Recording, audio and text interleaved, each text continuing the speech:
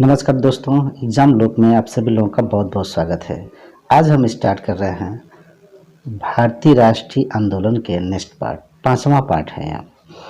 चलिए स्टार्ट करते हैं। अगर मेरे चैनल पे नए हैं और मेरे चैनल को अभी तक सब्सक्राइब नहीं किया तो सब्सक्राइब, लाइक और शेयर करिए, ठीक है ना। हम जास्ती बार नहीं कहते हैं, 1-2 बार कहते हैं, इसे क्षमा करिए। बच्चे बुरा ही मानते हैं कि बार बार सब्सक्राइब क्यों कहते हैं, बार बार सब्सक्राइब करने के लिए क्यों कहते हैं। ठीक है, आपका समय जाता है, क्षमा चाहता हूँ। मेरी मजबूरी है, कहना भी है और आप लोगों को करना भी चाहिए। चलिए स्टार्ट करते हैं। निम्नलिखित में कौन सही सुमेलित नहीं है। क्वेश्चन को आप सभी लोग देखिए भी और नोट भी करते रहिए, ठीक है ना। नोट भी करते रहिए। निम्नलिखित में से कौन सुमेलित नहीं है, ठीक है। तो इसका जो कार्नवालिस अस्थाई बंदोबस्त प्रणाली के लिए है। लॉर्ड वेलेजी सहायक संघ प्रणाली, लॉर्ड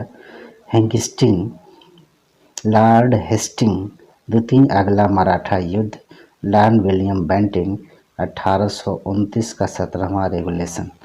तो इसका जवाब क्या है? इसका सही सुमेलित नहीं है सी। कौन सा सुमेलित नहीं है? सी सुमेलित नहीं है। अब क्यों नहीं है इसके पीछे आप देख लीजिए। लॉर्ड कार्नवालिस 1789 से 1793 तक भारत में रहा।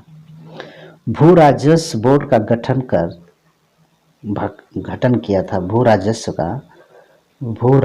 बोर्ड का गठन किया था, जिसमें जमींदारों को भूमि का मालिक मान लिया गया था। 10 वर्षों तक 10 वर्षों तक उसे कर अदा करने की व्यवस्था कर दी है, जिसे अस्थाई भूमि बंदोबस्त कहा जाता है। ठीक है, ठीक है। लॉर्ड कार्नवालिस ने, ठीक है, लॉर्ड कार्नवालिस ने अस्थाई बंदोबस्त, ठीक है। दूसरी पॉइंट है बेलेल्जी, लॉर्ड बेलेल्जी 1798 से 98 से 1805 तक भारत में रहा, ठीक है। इसमें भारतीय राज्यों को कंपनी के अधीन करने के लिए सहायक संघ प्रणाली को अपनाया था। बेलेल्जी ने सहायक संघ को अपनाया था। इसके पूर्व इसे नीति का प्रयोग फ्रांसीसी गवर्नर डुप्ले ने किया था। इस नीति का प्रयोग जो होता है फ्रांसीसी गवर्नर डुप्ले ने किया था। अब नेक्स्ट है लॉर्ड हेस्टिंग। तीसरा आंग्ला मराठा युद्ध हुआ था, द्वितीय नहीं, तीसरा आंग्ला मराठा युद्ध हुआ था। लॉर्ड हेस्टिंग जो था, तीसरा मराठा आंग्ला युद्ध हुआ था, जो 1817 से 1818 तक, ठीक है ना, ठीक है ना, उसमें हुआ था। लॉर्ड विलियम बेंटिंग जो है को 1829, क्या है 1829, लॉर्ड विलियम बेंटिंग 1829 के 17वां रेगुलेशन द्वारा सती प्रथा की समाप्त किया था, ठीक है। सर्वप्रथम इसके पश्चात जो थे बम्बई और मद्रास में लागू किया था। इसके बाद बम्बई और मद्रास में लागू किया था इसको। सती प्रथा का अंत इसने किया था सर्वप्रथम बंगाल में, तत्पश्चात बम्बई और मद्रास में इसने स्टार्ट किया था, ठीक है। अब दोस्तों मैं डिटेल में इस वजह से समय लगता है बताने में कि एक साथ कई प्रश्नों को आप देख सकते हैं। इसमें से बहुत सारे प्रश्न आप देखें और नोट भी करिए क्या क्या है, ठीक है। नेक्स्ट क्वेश्चन, निम्नलिखित में किस एक्ट के द्वारा भारत के गवर्नर जनरल को अध्यादेश जारी करने की शक्ति प्रदान की गई थी, ठीक ना।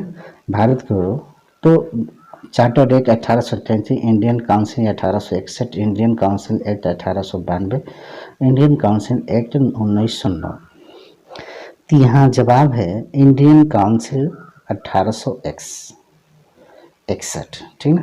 इंडियन काउंसिल 1861 में भारतीय जनरल को अध्यादेश जारी करने की शक्ति प्रदान की गई। भारतीय परिषद अधिनियम प्रथम ऐसा अधिनियम था जिसमें विभागीय प्रणाली एवं मंत्रिमंडलीय प्रणाली की नींव रखी गई थी। पहली बार विधि निर्माण एवं कार्यों में भारतीयों का सहयोग लेने का प्रयास किया गया था, ठीक ना, पहली बार।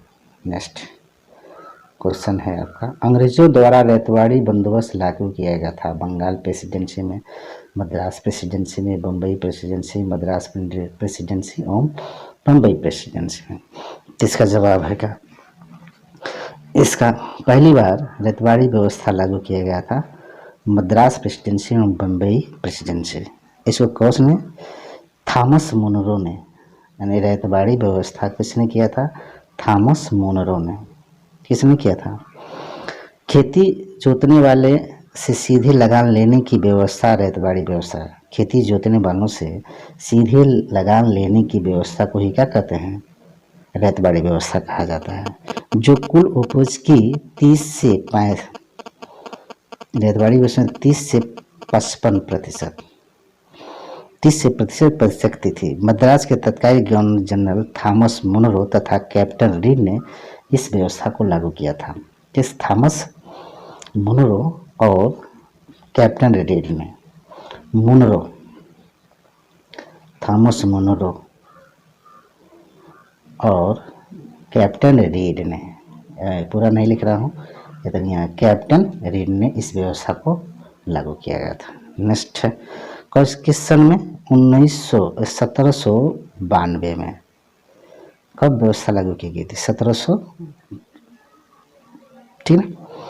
अब किसमें, किस जिले में, बारामहल तमिलनाडु में, बारामहल तमिलनाडु जिसमें लागू किया गया था। तत्काल इसे मद्रास बम्बई बर्मा तथा असम में लागू किया गया था। तीसरे में मद्रास प्रेसिडेंसी, बम्बई प्रेसिडेंसी दूसरे है। उसके बाद बर्मा में लागू किया गया था, उसके बाद असम में लागू किया गया था, ठीक है। नेक्स्ट क्वेश्चन, निम्न में किससे भारतीय अशांति के जनक के रूप में जाना जाता है, ये तो सभी लोग जानते हैं। भारतीय अशांति के जनक के रूप में एवं ह्यूम, दादा भाई नौरोजी, लोकमान्य तिलक, महात्मा गांधी। तो इसमें सही है जवाब कौन, लोकमान्य तिलक जी को। तिलक को भारतीय अशांति का जनक के रूप में जाना जाता है। लोकमान्य तिलक को क्यों किया, इन्होंने सेवा किया था भारत की, और तिलक मराठी तथा केसरी मराठी समाज पत्रों को संपादक भी थे। ये भी याद रखिए, तिलक जी मराठा अंग्रेजी में, केसरी मराठी के संपादक थे। तिलक के उद्घोषण में किया गया कि स्वराज मेरा जन्म सिद्ध अधिकार है। इन्होंने ही, तिलक जी ने कहा था स्वराज मेरा जन्म सिद्ध अधिकार है। इतनी जान जाइए इनके बारे में। इसे मैं लेकर रहूँगा, ये कई बार पूछा है कि स्वराज जन्म सिद्ध अधिकार है, स्वराज मेरा जन्म सिद्ध अधिकार है, मैं इसे लेकर रहूँगा। किसने कहा था, तिलक जी ने। तिलक के बारे में वैलेंटाइन रिसेल ने कहा था। किसने कहा था, वैलेंटाइन सिरोल ने।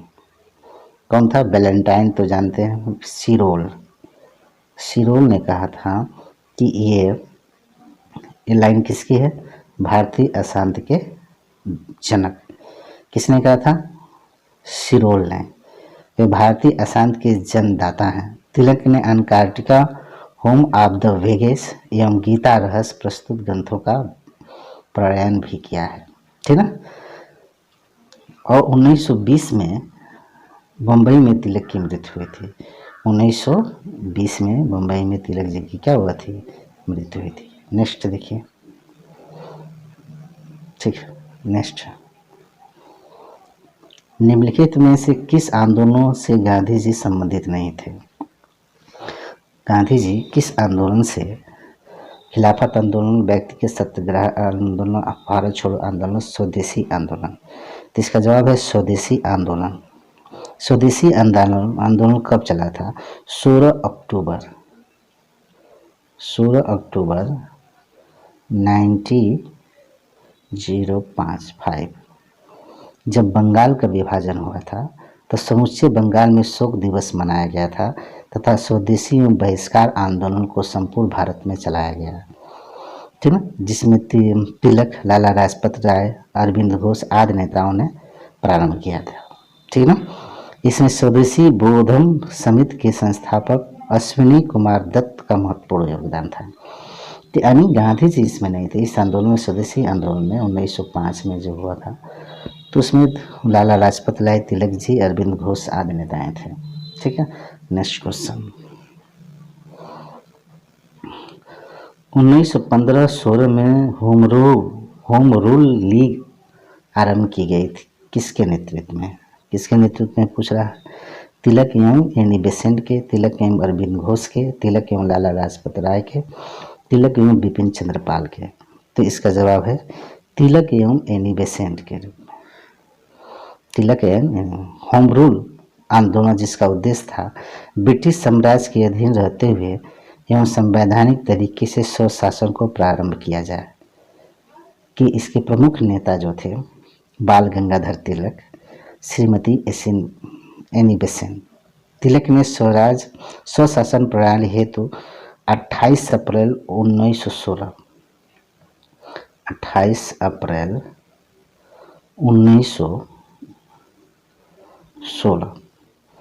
को बेलगांव में होम रूल लीग की स्थापना की थी।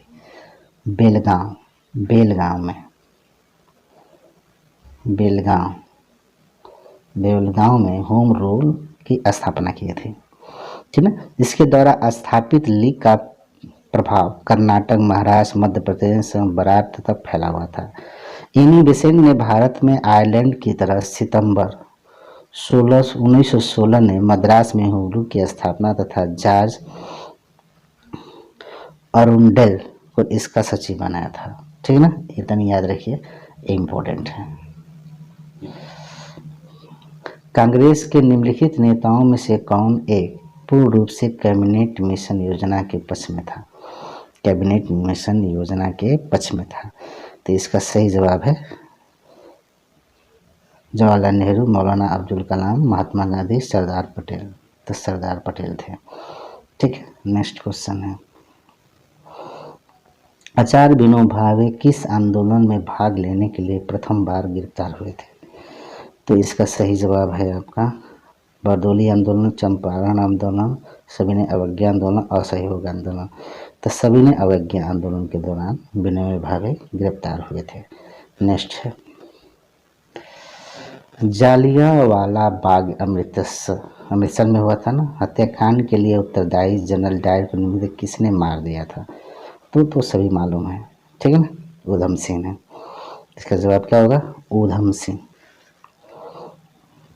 ऊधम सिंह जो जलियांवाला 13 अप्रैल को हुआ था, जलियांवाला 1919 को हुआ था ना अमृतसर में। बैसाखी के दिन पंजाबी में लोकप्रिय नेता सैफुद्दीन किचलू तथा डॉक्टर सत्यपाल की गिरफ्तारी के विरोध में सभा कर रही थी, ठीक है, जिसमें जनरल डायर ने गैर कानूनी तरीके से इन सभी लोगों पे गोली चलवा दी थी, जिसमें ऊधम सिंह ने जा करके जनरल डायर को गोली मारी थी, ठीक है ना। नेक्स्ट,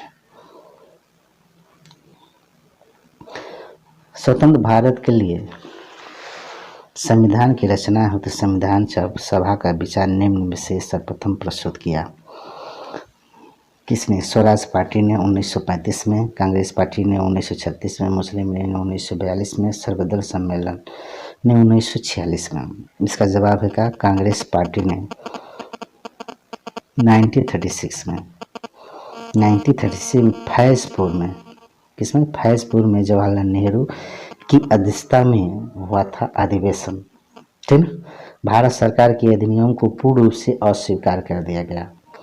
मांग की गई कि भारत का संविधान बनाने के लिए एक संवैधानिक सभा बुलाया जाए जो वयस्क मताधिकार द्वारा चुनी जाए।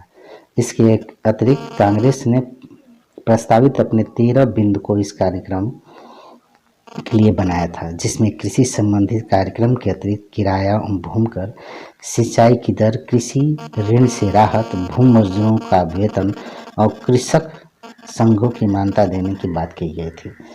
तो संविधान विचार में सर्वप्रथम प्रस्तुत किया किसमें, फैजपुर में, जवाहरलाल नेहरू की अध्यक्षता में 1936 अधिवेशन हुआ था 1935 में, लेकिन इसकी मान्यता दी गई थी किसमें, संविधान विचार की 1936 ईस्वी में। ठीक है, नेक्स्ट क्वेश्चन। राष्ट्रीय आंदोलन की अवधि में जिस घटना ने मतभेद के बीज बोए, अंततः देश का विभाजन कराया थी, वर्ष 1906 में मुस्लिम लीग की स्थापना, 1905 में बंगाल विभाजन, गांधी जी द्वारा खिलाफत आंदोलन का समर्थन और विधानसभाओं में मुसलमानों के पृथक निर्वाचन क्षेत्रों में अस्थायी आरक्षण। तो इसका सही जवाब क्या होगा, डी, विधानसभाओं में मुसलमानों के लिए निर्वाचन, पृथक निर्वाचन और क्षेत्रों में अस्थायी आरक्षण की मांग। अच्छा कीजिए। तो 1919 में घोषित मालवीय मिंटो सिद्धांत, जिसे इंडियन काउंसिल एक्ट 1919 कहा गया, इस एक्ट के imperial legislative council and presidential council में निर्वाचित प्रतिनिधियों की संख्या में वृद्धि तो हुई, परंतु इसके बावजूद भी अधिकांश सदस्यों को अप्रत्यक्ष रूप से चुन लिया जाता था। मुसलमानों के लिए पृथक निर्वाचन क्षेत्र की घोषणा की गई। इन सुधारों का मुख्य उद्देश्य खेमे में फूट डालकर मुस्लिम सांप्रदायिकता को भड़काकर राष्ट्रीय एकता में बाधा डालना था। इसी नीति ने देश के सांप्रदायिकता का बीज बोया, जो देश के विभाजन का कारण बना। यानी देश के विभाजन का कारण क्यों बना, क्योंकि विधानसभाओं में मुसलमानों के लिए पृथक निर्वाचन क्षेत्र अस्थायी आरक्षण का व्यवस्था किया गया था। ठीक है ना, ये बहुत बड़ा कारण बना। ठीक है, नेक्स्ट नीचे दिए कोड का विचार कीजिए और सही उत्तर दीजिए। ठीक है ना, भारत छोड़ो आंदोलन के प्रमुख अंग्रेजों मुसलमान कांग्रेस के प्रति सम्मान घृणा के कारण एक दूसरे के नज़दीक आ गए, जिन्होंने ब्रिटिश सरकार के पक्के सहयोगी की तरह कार्य किया और मुसलमानों को 1942 के कांग्रेस आंदोलन में दूर रहने के लिए कहा गया। इसका क्या है, ए तथा दोनों सही है, आर सही है, आर ए का सही स्पष्टीकरण है। ए तथा आर दोनों सही है, परंतु आर ए का सही स्पष्टीकरण नहीं है। ये सही है परंतु आर गलत है, ये गलत है परंतु आर सही है। तो इसका जवाब क्या होगा, इसका जवाब होगा बी। इसका जवाब क्या होगा, बी। ए तथा आर दोनों सही है, परंतु ए आर का सही स्पष्टीकरण नहीं है। नेक्स्ट क्वेश्चन, थोड़ा सा छोटा कर लें। सूची 2 के मिलान कैसे। अगस्त घोषणा लाल लेलिंथियो ने किया था। अगस्त प्रस्ताव मांटिग्यू। अगस्त संकल्प एएन जिन्ना। प्रत्यक्ष कार्रवाई गांधी जी ने किया था। तो सही जवाब इसका क्या है, तो इसका सही जवाब है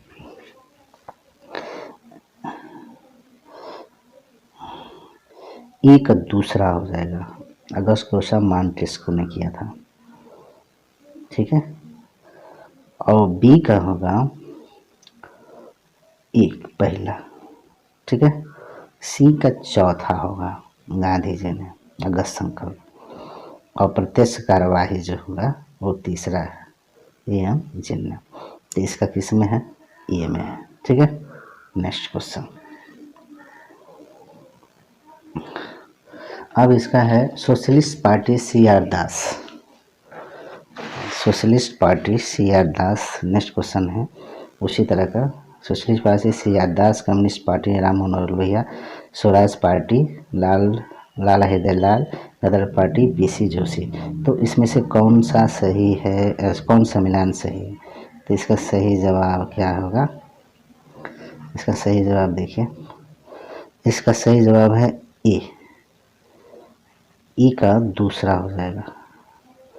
ठीक ना, बी का चौथा, पी से communist party PC Joshi, Swaraj party CR दास, ये तो सभी लोग मालूम है। ठीक ना, गदर पार्टी लाला हृदयलाल। ठीक है, लाला हृदयलाल की स्थापना की थी। इस तरह से इसका ए सही हो जाएगा। अब देख लीजिए इसमें सोशलिस्ट पार्टी की स्थापना डॉक्टर राम मनोहर लोहिया ने 1934 में किया था। ठीक ना, और कम्युनिस्ट पार्टी की स्थापना पीसी जोशी ने 1920 में ताशकंद में की थी, ठीक ना। कम्युनिस्ट पार्टी की स्थापना 1920 में 1920 में ताशकंद में की गई थी, ताशकंद, ठीक है। और स्वराज पार्टी की स्थापना, स्वराज पार्टी का मोतीलाल नेहरू और सी आर दास ने किया था। मोतीलाल नेहरू और सी आर दास ने की थी 1940 में, ठीक है। अब गदर पार्टी की स्थापना जो है 1913 में हृदय लाल ने किया था। 1913 में 1913 में गदर पार्टी की स्थापना किसने किया था? गदर पार्टी हृदय लाल ने। किसने किया था? हृदय लाल ने, ठीक है। नेक्स्ट क्वेश्चन, हंटर कमीशन की रिपोर्ट में विकास पर विशेष जोर दिया गया था। हंटर कमीशन के रिपोर्ट में विकास पर जोर दिया गया था, बालिकाओं की शिक्षा को, प्राथमिक शिक्षा को, तकनीकी शिक्षा को। तो इसका सही जवाब होगा प्राथमिक शिक्षा, हंटर का शिक्षा, ठीक ना। 1882 में लॉर्ड डीपी ने सर विलियम हंटर के नेतृत्व में, ठीक ना, 1854 में इसके बाद शिक्षा क्षेत्र में हुए विकास के अध्ययन के लिए हंटर शिक्षा आयोग का गठन किया गया था। आयोग में भारतीय प्राथमिक अथवा उच्च स्तर एवं शिक्षण संस्थाओं के विकास के संबंधी सिफारिश किया गया था। इसमें संस्थाओं को सहयोग की राशि बढ़ाने तथा स्थानीय भाषाओं को शिक्षा की सलाह दी गई थी। तो प्राथमिक शिक्षा का भी था, विशेष जोर दिया गया था प्राथमिक शिक्षा के लिए। नेक्स्ट,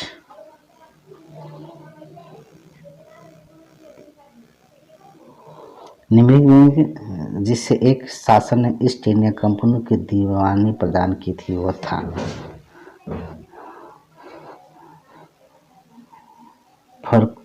फर्रुखसियर, शाह आलम प्रथम, शाह आलम द्वितीय, शुजाउद्दौला। तो कौन से था?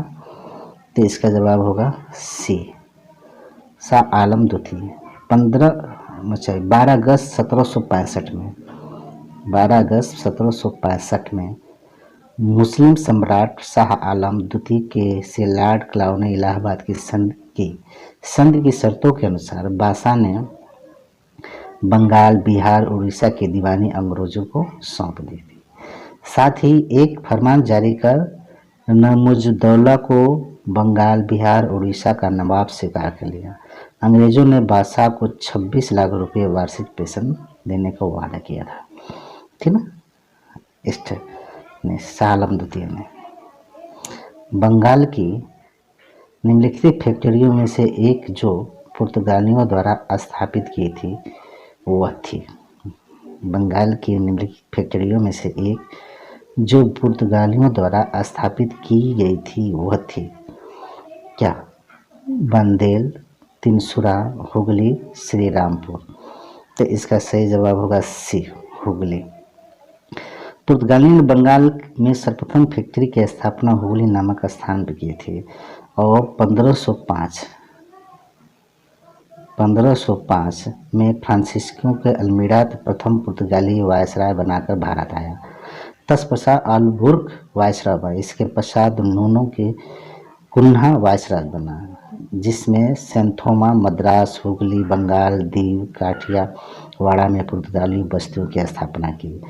बंगाल के चिनसुरा और श्रीरामपुर में अंग्रेजों की फैक्ट्री स्थापित की गई थी। इस तरह से बहुत सारी कहानियां हैं। चलिए हुगली जानिए बस। होम रूल के संबंध में लिखित में क्या असत्य है? सबसे पहले इसकी योजना एनी बेसेंट ने 1914-15 में प्रस्तुत की थी। तिलक की home rule league Maharashtra, Karnataka, Madhya प्रांत एवं बारात तक सीमित थी। तिलक द्वारा स्थापित होम रूल की लीग अधिक शक्तिशाली थी।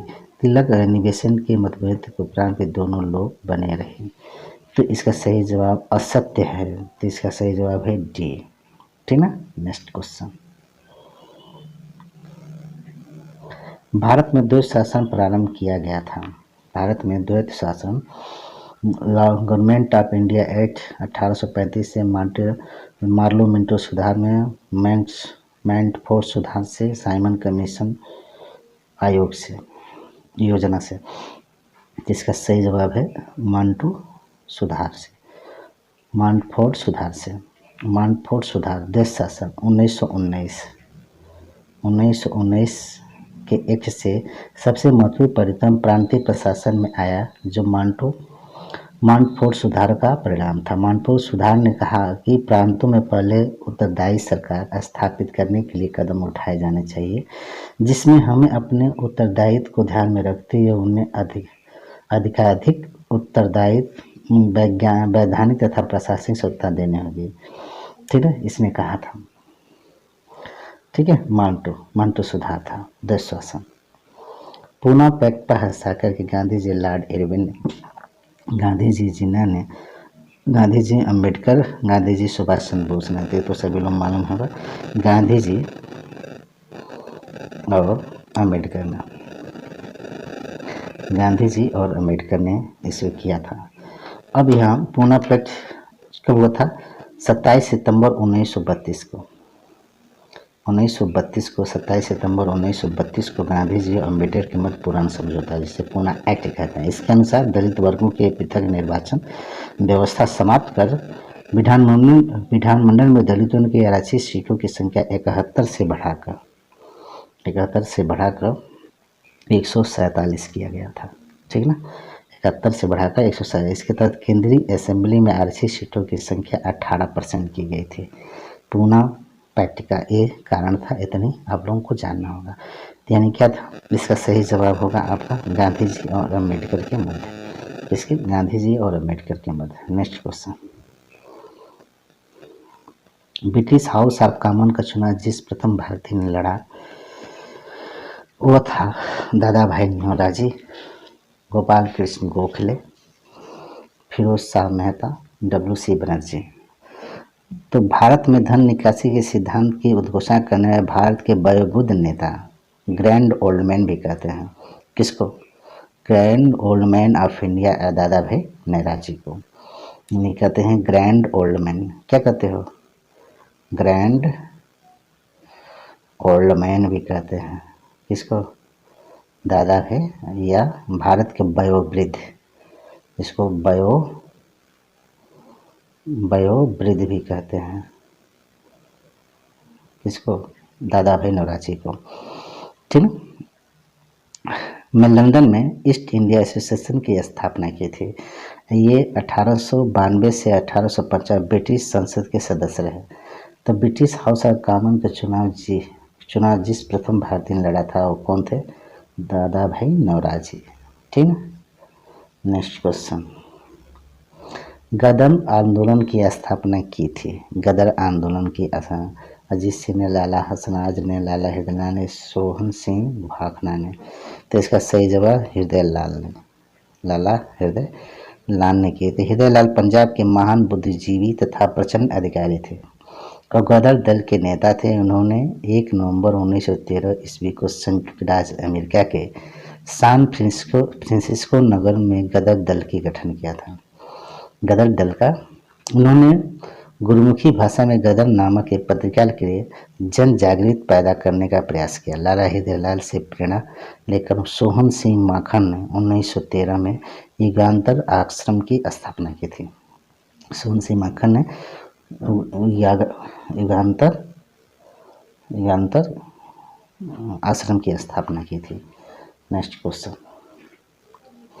निम्न से एनी बेसेंट द्वारा जाने वाले 2 अखबार कौन से थे?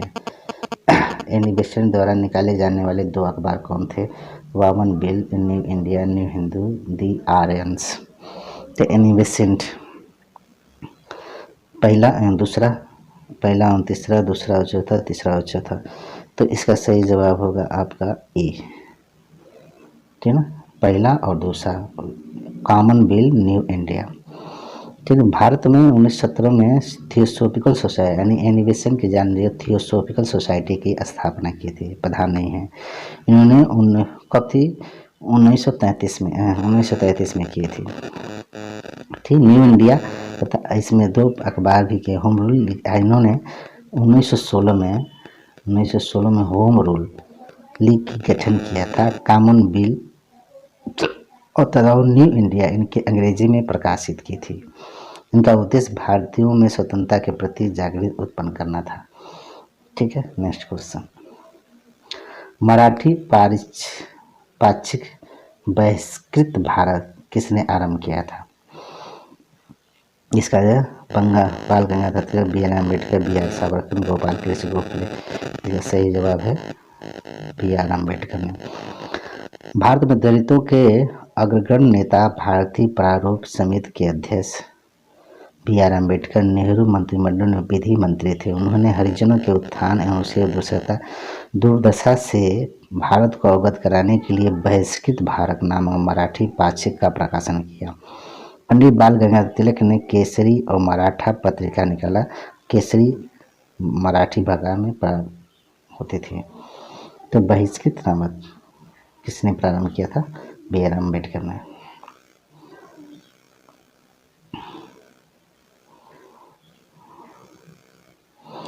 नीचे देश संगठन सूची, ये सूची के कूट का प्रयोग करते क्रांतिकारी गति में लिप्त संगठनों का चयन किया। अभिनव भारत अनुशीलन समिति, new national party, Indian patriotic association. तो इसका जवाब है बी। इसका जवाब पहला और दूसरा है, सीधे बता रहा हूँ। पहला अभिनव भारत अनुशीलन समिति, अभिनव भारत वीर सावरकर ने किया था। अभिनव भारत को वीर सावरकर ने किया था, जो आज़ादी की क्रांतिकारी गतिविधियों के संचालन लिए था। इसमें नवयुवक भी शामिल कर उन्हें शिक्षा प्रदान किया जाए। अनुशीलन समिति की स्थापना 1907 में बंगाल में वारेंद्र घोष और सचिंद्र संथाल ने किया था। इंडियन पेट्रियाटिक एसोसिएशन की स्थापना सर सैयद अहमद खान ने 1887 में बनारस में राजा शिव प्रसाद से मिलकर किया था।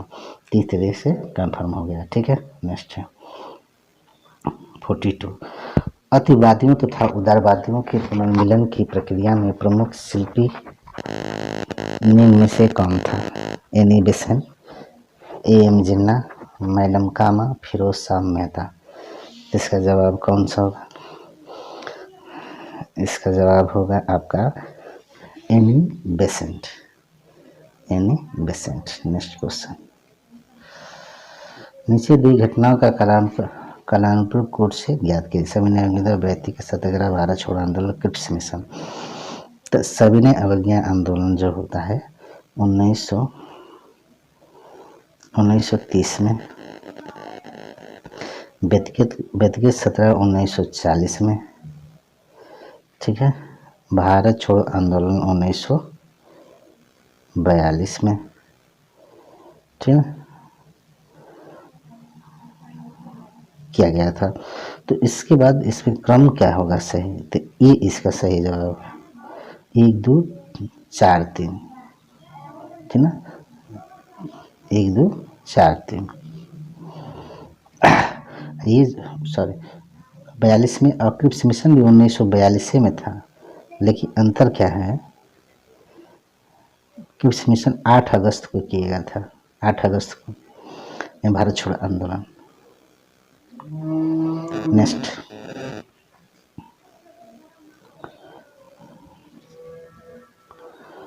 इस तरह से दोस्तों आपने देखा 27 क्वेश्चंस, और जो परीक्षा के दृष्टि से बहुत ही महत्वपूर्ण हैं।